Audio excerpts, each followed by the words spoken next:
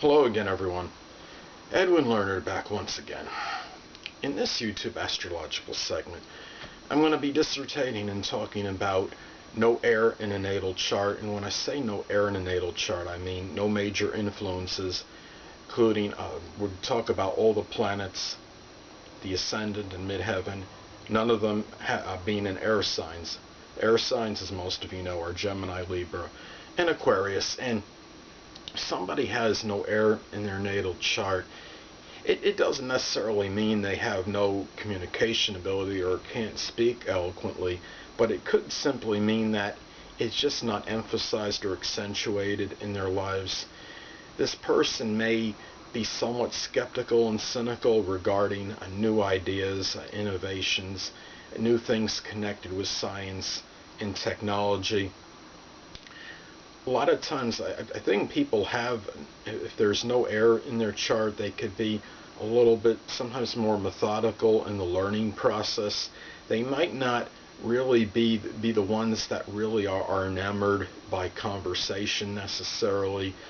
They're more their communication may be conveyed or expressed in different ways, such as painting or drawing. This person might feel a little more comfortable writing ideas down, perhaps, as opposed to maybe literally like articulating them verbally. So those are some things to consider if somebody has no air in their natal chart.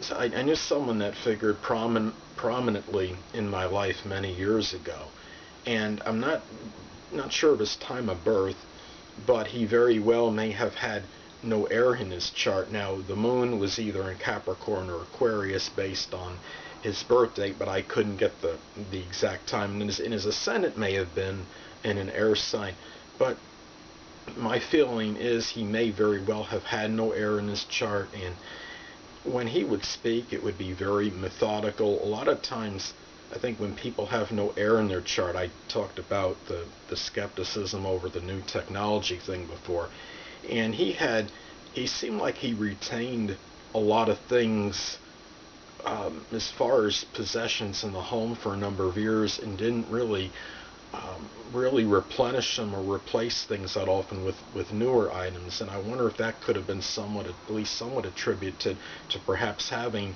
no air in his chart, if that was the case, if he indeed had no air in his horoscope. I could remember he had a remote control for the garage door, the one that you put the car in, and I could swear that he had that for a very long time. I believe that was at least from the 1970s, and I think he may have had it up until sometime in the 1990s at least. So that was something that I thought was very interesting. And I remember another time when he was on the phone and he was trying to give out some kind of information connected with a number, and it was very methodical the way he was speaking. And I think that could have some connection with perhaps having no air element or little air perhaps in his chart, depending on his time of birth. So those are some things I think to consider. And somebody has no air in their natal chart, I would look and see, you might have compensations as far as house placements. If you have planets in the 3rd, 7th, 11th houses, you can have some compensation because those are the air houses. Some other examples could be, say, Mercury conjunct the Sun, the Ascendant in the 3rd house. You could have, if you have Mercury in the 3rd house, it's in its accidental dignity, and even with no air, a person can be very multifaceted in terms of what they learn and assimilate, and the mind can be very versatile, and it could indicate somebody that may have an extensive vocabulary and be able to speak very eloquently. So those are some things to consider. Also, the person doesn't have any in their planets or ascendant midheaven in air. Most people are going to have at least 2 air signs on their house cusps in their natal chart. Now, when I say at least 2, the reason I don't say 3 always, because people do have interceptions, and they might have an air sign intercepted in their natal chart. So if somebody were to have say they had Gemini on the 5th house cusp. That could be somebody that might seek intellectual stimulation through, for example, through puzzle books, things of fun and enjoyment.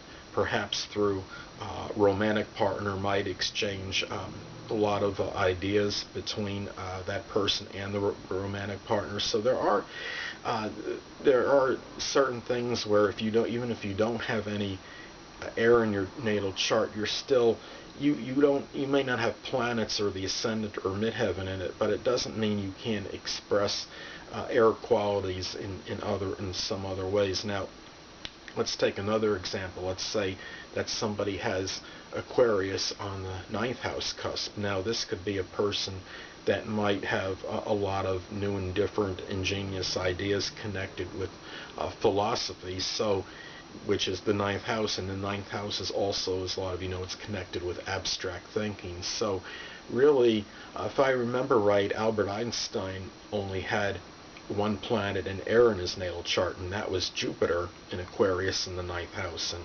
obviously Jupiter doesn't do things in small doses, if you understand what I'm saying, and he really showed some ingenuity, very profound way, I mean, as far as his ideas and abstract reasoning goes. So those are the things to consider as far as somebody not having, let's say, not having air in their natal chart as far as planets, the ascendant, and midheaven. Well, anyway, people, that'll conclude this YouTube astrological segment for no air in a natal chart, and stay tuned next time, where I'll be dissertating and talking about people that have no fire in any of their planets, ascendant or midheaven.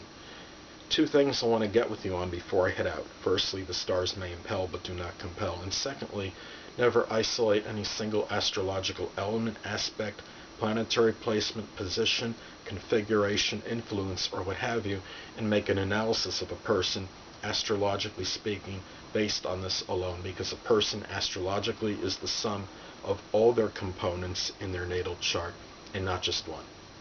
Until next time, people, stay well.